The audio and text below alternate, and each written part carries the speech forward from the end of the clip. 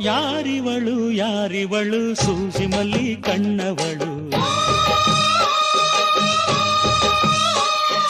ರಾಮನಳ್ಳಿ ತೋಟದಲ್ಲಿ ಕಮ್ಮನೆಂದು ಅರಳಿದಳು.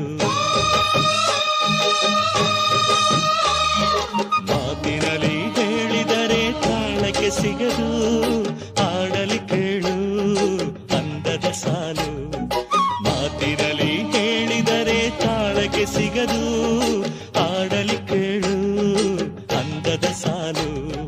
ಯಾರಿವಳು ಯಾರಿವಳು ಸೂಜಿ ಮಲ್ಲಿ ಕಣ್ಣವಳು, ರಾಮನಳ್ಳಿ ತೋಟದಲ್ಲಿ ಕಮ್ಮನೆಂದು ಅರಳಿದಳು.